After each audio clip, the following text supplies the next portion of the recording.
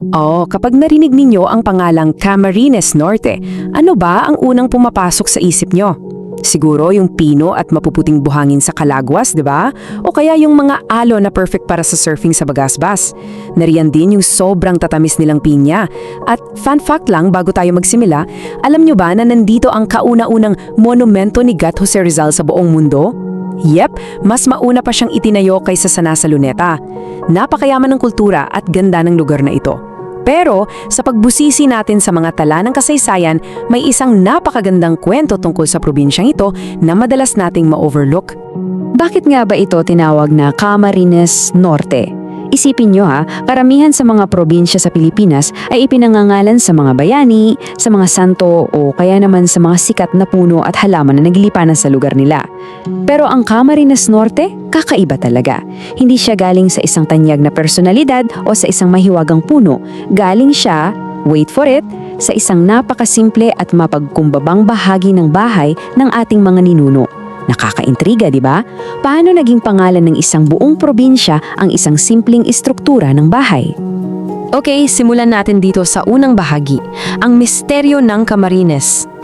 Para mag-gets natin ito, kailangan nating mag-time travel pabalik sa 16th century. Nung unang dumating ang mga Espanyol sa rehiyon ng Bicol, may isa silang kakaibang napansin agad. Nakakita sila ng napakaraming kamalig. Kung pamilyar kayo, ito yung mga maliliit na katutubong kubo na sadyang ginawa bilang granary o imbakan ng palay at iba pang pananim.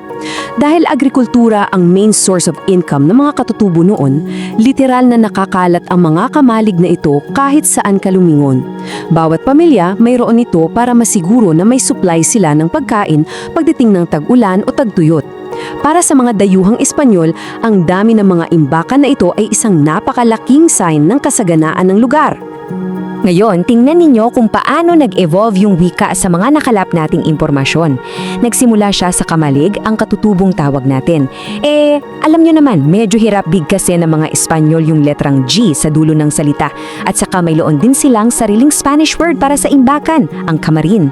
So narinig at binigkas nila ito bilang kamarin, at dahil sobrang dami nga nilang nakitang ginito kahit saan sila magpunta, ginamit nila yung plural form, boom! Naging Las Camarines, na sa madaling salita ay nangangahulugang ang rehiyon ng mga imbakan. Mula sa isang simpleng imbakan ng bigas, naging official identity na ito ng isang napakalaking teritoryo.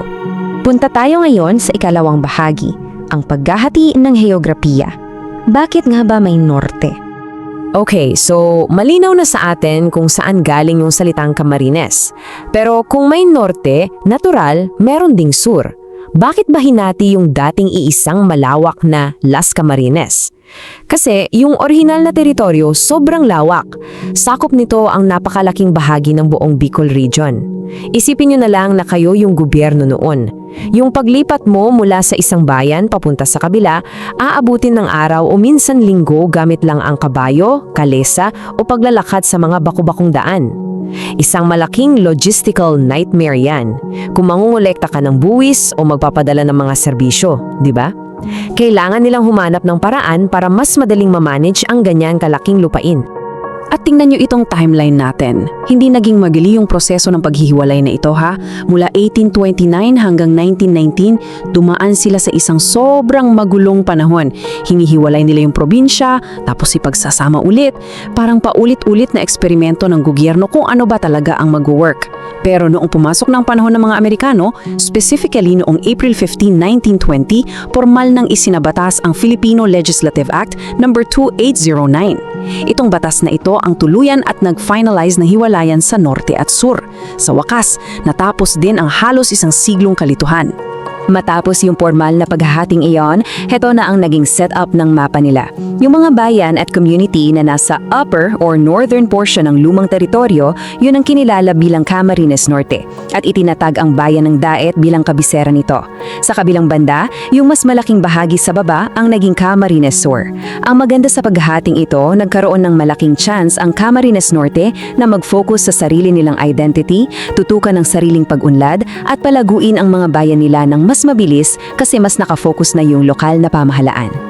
Fast forward tayo ngayon, ikatlong bahagi, ang Camarines Norte ngayon, higit pa sa imbakan ng palay. Sa paglipas ng maraming siglo, grabe na ang unlad ng probinsya. Hindi na lang sila nakakahon bilang simpleng imbakan ng palay. Kapag binanggit mo ang Camarines Norte ngayon, nandyan yung pinagmamalaki nilang napakatamis na Queen Formosa pineapples. Tapos, may maunlad silang industriya ng ginto. As in literal na ginto sa bayan ng Paracale na sumisimbolo sa yaman ng kanilang mga lupain. At syempre, hindi natin pwedeng kalimutan ang pagiging tourist hotspot nito. Hello, Bagasbas Beach! Dinarayo talaga ito ng mga surfers, baguhan man o pro, mula pa sa iba't ibang panig ng Pilipinas. Kaya ang pinaka-takeaway natin dito mula sa pagsusuri nating ito, ang pangalang Camarines Norte ay hindi lang basta label dyan sa mapa, isa siyang buhay na simbolo. Ipinapakita nito na ang probinsyang ito ay naguugat sa isang matibay at masaganang kasaysayan. Mula sa mga masisipag nating ninuno na nag-imbak ng palay para sa komunidad na ngayon ay namulaklak at naging isang progresibo at napakayamang bahagi ng ating bansa. Ang simpleng kamalig noon naging kaban na ngayon hindi lang ng palay kundi ng ginto, turismo at napakayamang kultura. Bago tayo magtapos, kaway-kaway muna sa mga nanonood sa atin na mula mismo sa Daet, Jose Panganiban, Labo, Vinzons at iba pang mga bayan yan sa Cam Norte. Alam ba ninyo noon pa na ang simpleng kamalig pala ang pinagmulan ng pangalan ng probinsya nyo? Sigurado ako bukod sa kwentong ito, marami pa kayong mga naririnig na kwentong bayan at mga lokal na alamat na karapat-dapat ding ibahagi.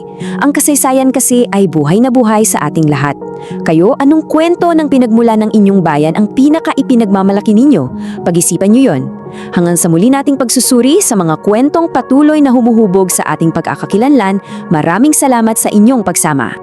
Kung nagustuhan mo ang kwentong ito, huwag kalimutang i-like ang video, mag-subscribe at i-on ang notification bell para sa iba pang alamat at kwentong bayan. I-share mo rin ito para mas marami pang Pilipino ang makaalala ng kagandahan ng ating mga kwento.